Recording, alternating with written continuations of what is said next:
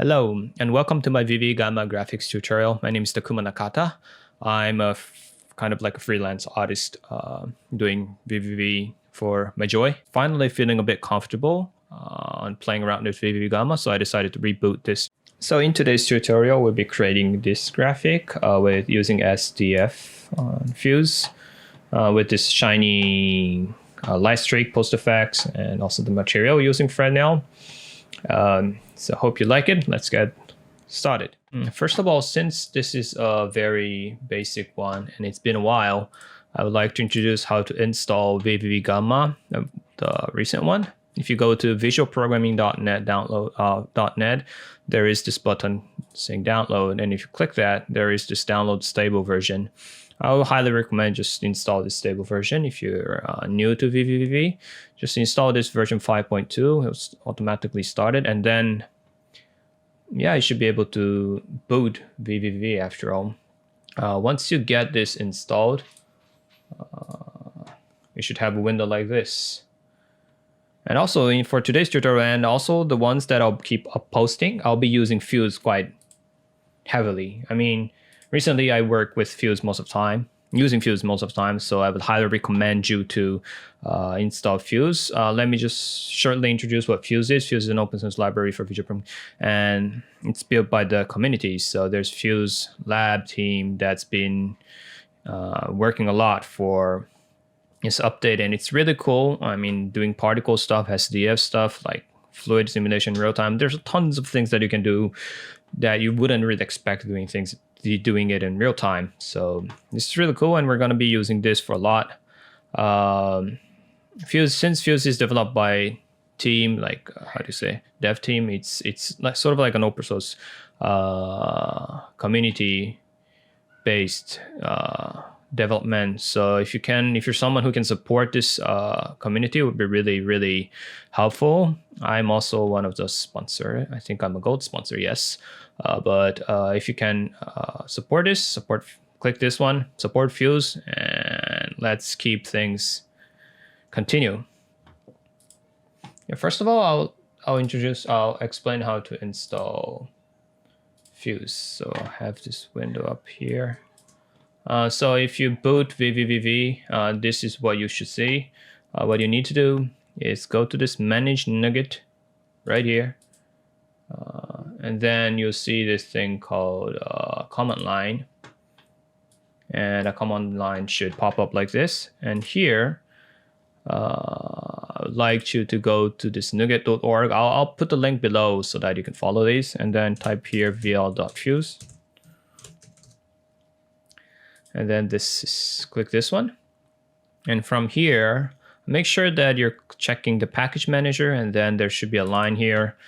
Today I'll be using Fuse right now. I don't think I have the most recent one. Let me check. vlfuse. Oh no, this is the wrong one. Oh no, it should be correct. vl.nuggets. Where is my... You're probably seeing it already, but I can't hear you guys. So there should be somewhere. vlfuse. Yeah, there you go. So right now I'm using 1 beta 02. So let's use that one. Okay, this one. So the most recent one, we'll be using it. So click this button. I'm not sure if it's orange or something, but click this one. And it says it got copied. So once it's copied, just paste it here and go back. Delete this slash line. Delete this hyphen package. Nugget install space vl.fuse space hyphen version, and then says the version. Once you click this enter, it should start installing this specific vlfuse version. And once you're done with this, you should be able to play with it. I mean, yeah, Fuse should be installed. So once this is done, let's stop patching. First thing I want you to do is, this window is really small. Just bring it back here. Patch in window. And here, let's type in scene window. First of all, we need a renderer, so we're gonna have a scene window. And if you type scene window, the node is not there. Oh, by the way, I left clicked though. Forgot to open something up. Key and mouse display. Yeah, now you see my mouse and my keyboard. Not my keyboard. You see my mouse. So I left clicked twice and typed scene window. So this is the node browser. If you type scene window, there's nothing yet because we need this thing called via stride. So and I call this guy a present box, probably it's wrong. But if you open this up, scene window should pop up. So that's like a present, it's closed, but once you open it, you should be able to see the things inside. So stride related nodes should come out. Scene window, and once you click it, you should get the window popping out like this. I'll put it here. And then we need a light, but to position a light, always we need this thing node called root scene. So I'll put a root scene here. And then I'll put a skybox light. There we go. Now we've got a light. We've got a sky, we've got a floor. We haven't got a floor, but yeah, everything's working okay. I also put a directional light just in case. Well, I'll connect this later, but I always position directional light. Oh, Controls plus, and then you should be able to add another input for the root scene. Okay, so what we're going to be doing is we're going to be using Fuse. So let's open up Fuse, via.fuse.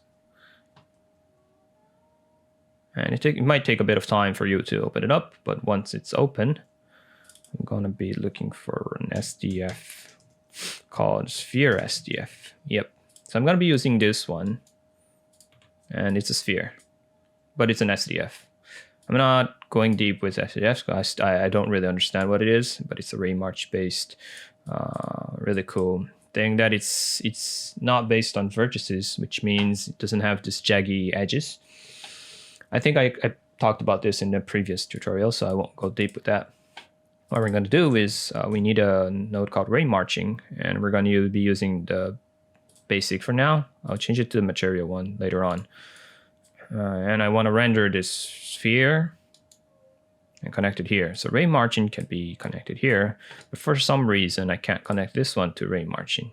It used to be able, but not anymore. We need this node called delegate. And if you type delegate, there's a few different types of delegate.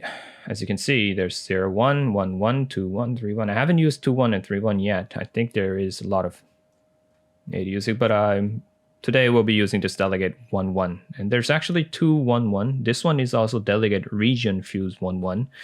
It also works with this one, but for today we'll be using this fuse, delegate fuse 1, 1. And then we connect this one to FUSEwithSDF, and then we can now connect this delegate to the re-marching. So now, as you can see, we've got a sphere here. It's perfectly sphere, and as you can see, it doesn't really get this jaggy edge, which we usually get. Wait, you're not seeing the.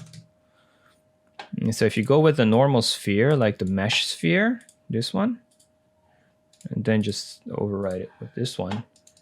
This one, as you can see, we actually see these edges right here, like straight edges. This is because the tessellation on the sphere is low. So if you lower this one up, for example, to 6, it gets really edgy. And if you're familiar with 3D stuff, you know what this is. It's based on vertices, and it's just connected vertices to vertices. So if there's not enough vertices, it just goes this jaggy, this artifact. But if you make the tessellation to 128, then it's really smooth so that you don't see these edges. The cool thing with re-march is that you don't need to think about that. It's just clean sphere. The only problem with SDF or re-marching is that it's heavy based on resolution that you render. So right now my window is like half HD, full HD. But if I make this full screen 4K, it gets really heavy. So it's a trade-off.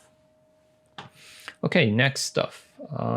So once this is okay, what I want to do is I want to distort this guy. To do so, I need a node called domain distortion. And connect this one to domain input. I haven't specified this radius, but default is okay because today I want to play more on the shader rather than the SDF. So after this, I'll put a node called noise 3D vector. And I want to connect this one to noise distortion function. Again, it doesn't get connected. For this one, we need a delegate as well. But for this one, I'll be using a delegate region. So I'll be using 1 delegate region, this one. It's a bit pity that you don't really see it on the right, but yeah. And then I'll choose this one called region. And down a space, drag this node, noise node, and put it in the delegate region so that it doesn't get stacked into it. And then I'll connect this domain input to this input and the output to this output. And then I'll connect this output of the region to the domain distortion. So once this is done, you should see something like this. It got distorted.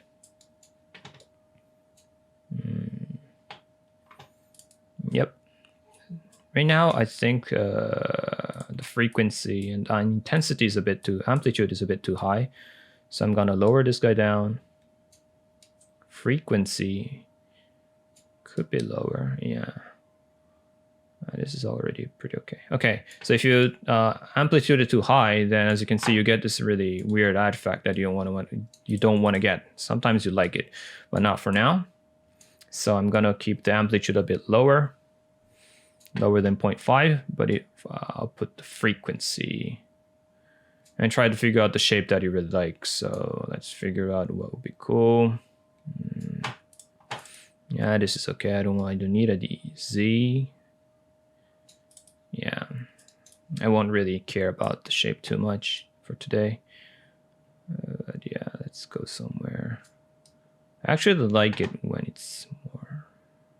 Oh, and also you can change it based on time, for example. So there is a input called time. So if you move this, the noise will be animating. You can actually see it here. You can animate the noise and find out the best shape for you based on time as well. So now let's try something. I want something to be like this. So I'll just keep it like this. Okay. So next up,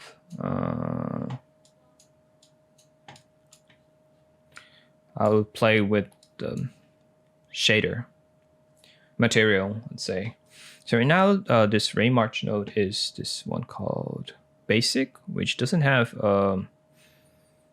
at least the material input. There is a re-march node with material at the end, so we're going to be using this one. But let's look for this re-march basic node first. So there is shading, which means there is a way to add a shader. I think Madcap works with this basic one. I'm not really sure. Bounding box position, bounding box size. So if you exceed the size, I guess it just stops rendering. Let's see, iteration is Shadowcaster. Right now it's true. Yeah, now it's true. In default, it's false.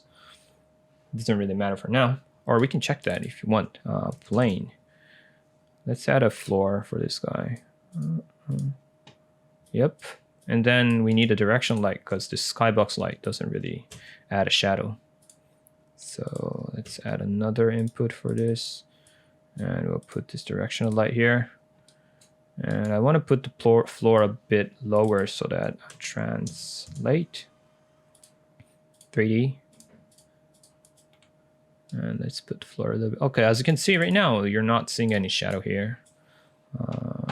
And if we turn on this is Shadowcaster on this one. Oh yeah, as you can see now, we see a shadow. And if you animate this noise, the shadow changes based on this animation, which is pretty cool. And this is all happening in real time. So those are the functions that this re-march basic node has. You can also enable and enable. But that's it. Today I want to add a material for this. So I'll replace this re-march basic with this re-march material. Takes a bit of time for compiling, but once it's done, you should be able to see this really nice white shaded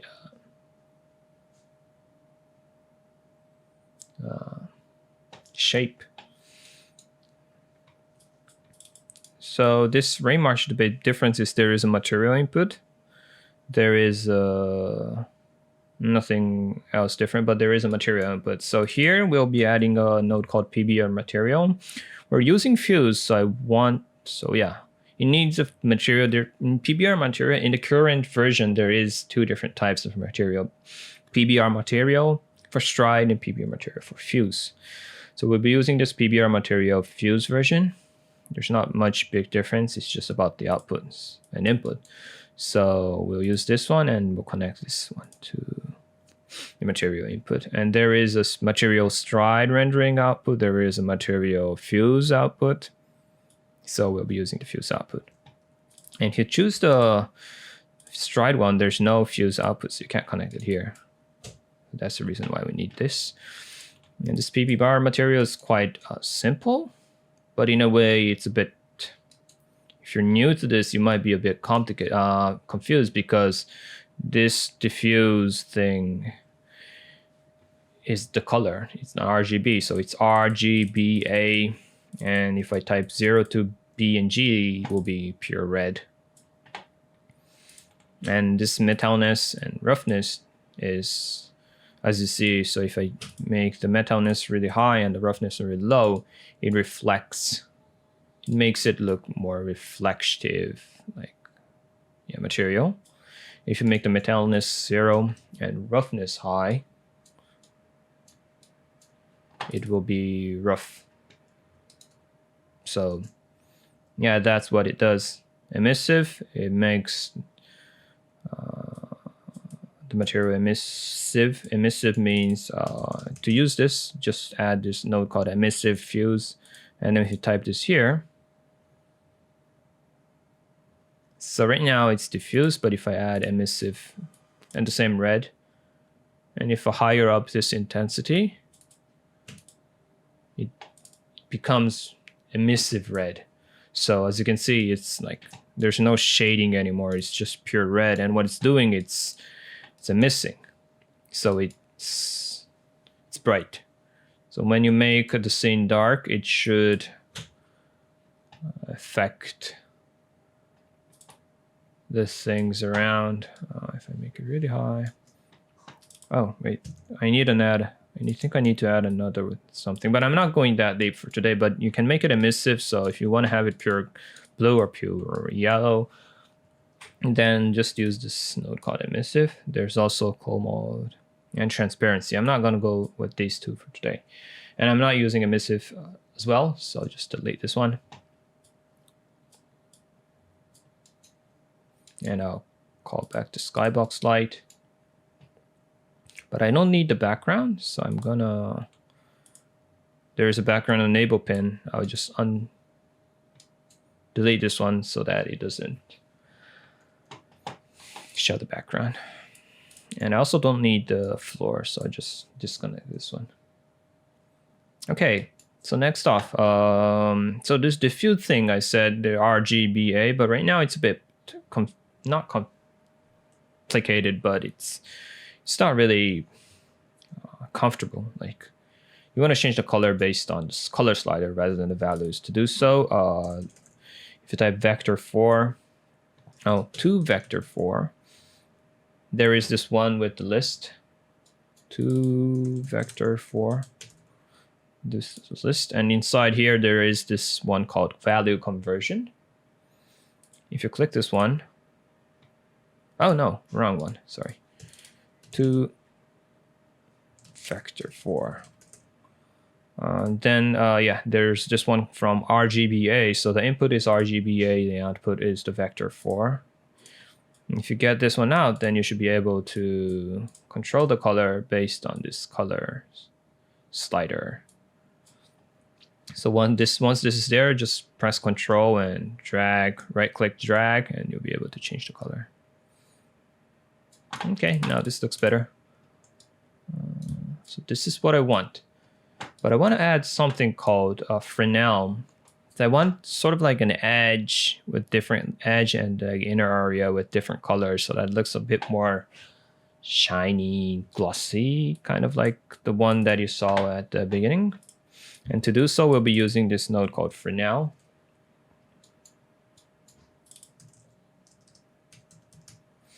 So there is this one called, for now, we'll be using the fuse material. And then we'll add a node called lerp. Oop. Okay. And lerp has several versions. We'll be using this lerp scalar. We basically use this lerp math, but the problem is I think the Fresnel output is a float 32. But we'll be using vector4 as an input, so we need this lerp scalar. And then with the scalar, we're gonna connect the Fresnel for the mix. And then the lerp A is gonna be this blue color, and then I'll add another vector4 with the color. I'll make this small because I only need to see the color. And then I'll connect this into the second input. So what lerp does is, Fresnel and lerp does, is I'm not really mathematically sure what was Fresnel, but it just lerps. Lerp just lerps between these two colors. So if the value is above 0.5, then it will show this color. So I'll make this one red, for example. But if the value is lower than 0.5, then they will show this blue color. And there is a Fresnel magic in between, so that it's not that simple, but it'll calculate something on this shape. And here we go. So now we've got this really nice gradient. So this part is a bit red, I guess, blue. So it's, the color is more complicated, I would say. Okay, let's go. So Fresnel has an exponent, scale, bias, and invert input. I'm not really familiar what this does, but if I make the scale up, as you can see, the outer color becomes more red. And this exponent, if I make it lower, it changes. Let's change these two colors to black and white and see what's actually doing. So enable the background. So for now in default, this is how it's look like. And it's based on the camera position, it just renders, calculates where the edges out, like outers and inners are, and it lerps between those areas. So this is black, this area is white because it's inner, this is the edge because it's out. So they use this for now quite a lot for toon shaders kind of stuff. And yeah, and if you change the scale, it changes the scale of this edge. If you change the exponent, I'm not sure what the difference is, but it's a combination with these two. Yeah, so let's bring it back to colors. So now that we got this, we can have a bit more interesting texture on this SDF. And I pretty much like it how it looks already. Okay, so now based on time, if I make it shape, change the shape, then it gives me this really nice. I want the edge to be a bit dark with color. Okay, and I want this inner area to be a bit bright. I was just moving the color, yeah, something like this. Okay, and I want the shape to be changing based on time, so I'll add a node called integrator, and I'll add connect this one to time. And with this, it's not doing anything. As you can see, the value is 0, 0, 0. But if I change the offset to 0.01, then it keeps adding values. So the time keeps changing and the shape keeps changing. Let's change the shape maybe. Yep, this looks nice.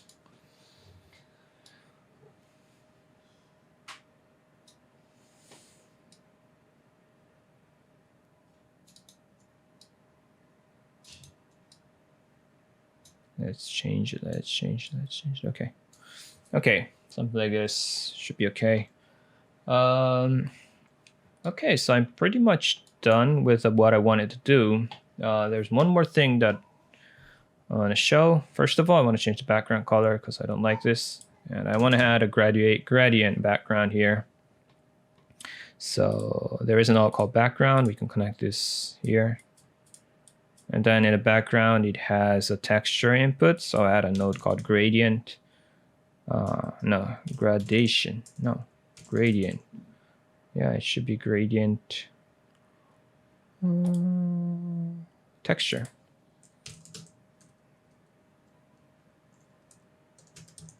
Where is my gradient texture? I lost it. Stride is open, right?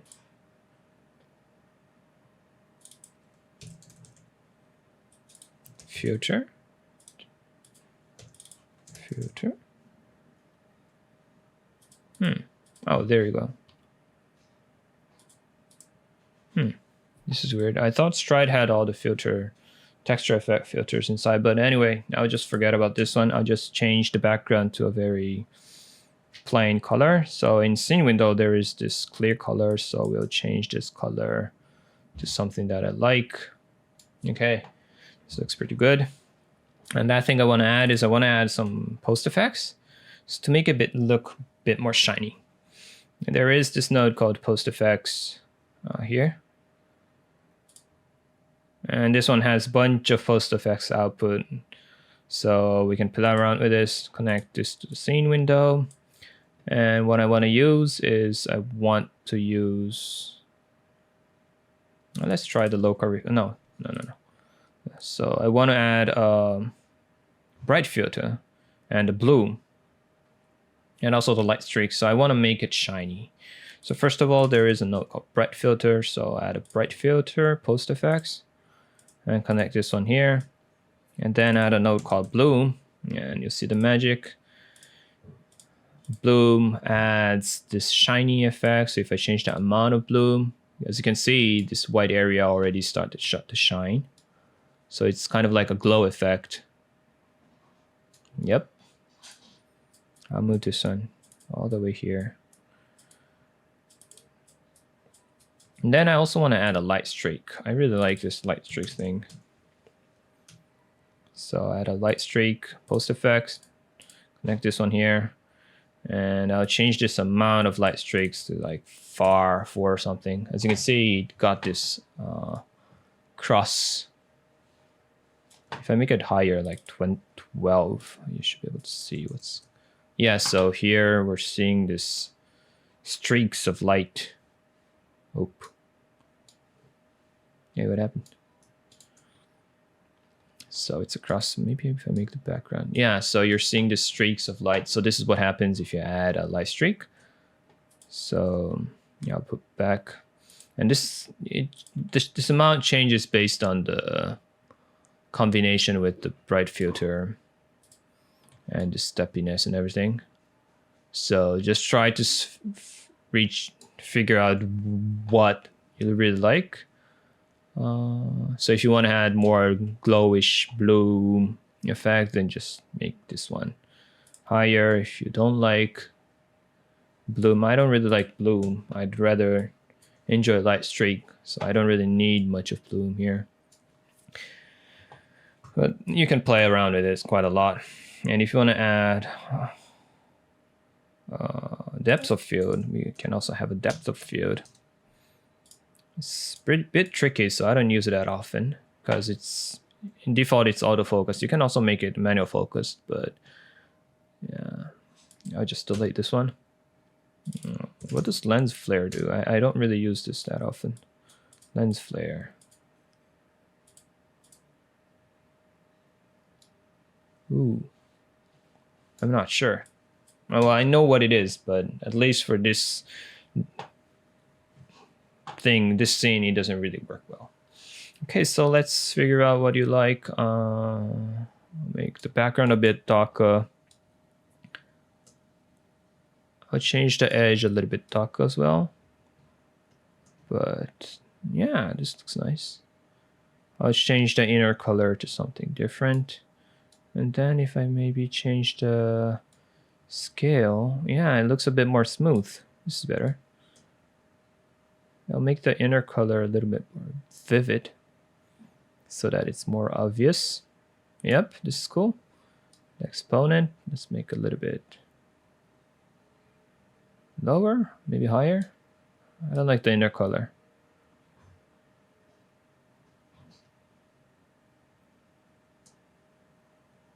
Yeah, this is good. And let's change the background a little bit more.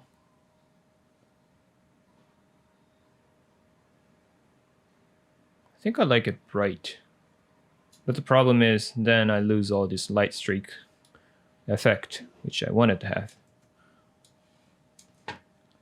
So I'll change it back.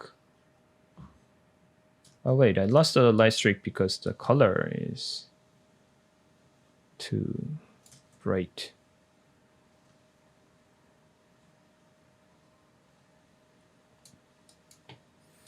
And let's also change the amplitude a little bit more. Yeah, just play around once you're done with all this setup that you made. The last thing you have to do is just keep playing around with it to figure out what you really like. So right now, I'm trying to spend some time playing around with these. We can maybe add the plane for the floor with the shadow so that it looks interesting. There's tons we can play. I just wanted to share how to play with SDF and materials with Fresnel. So yeah, I think that was good. Okay, so that's it for today. I hope you enjoyed. I'll try keep continuing this. If you can follow me with comments and please subscribe to the channel. That will really help me keep updating these tutorials. So yeah, thanks for watching and we'll see you next time.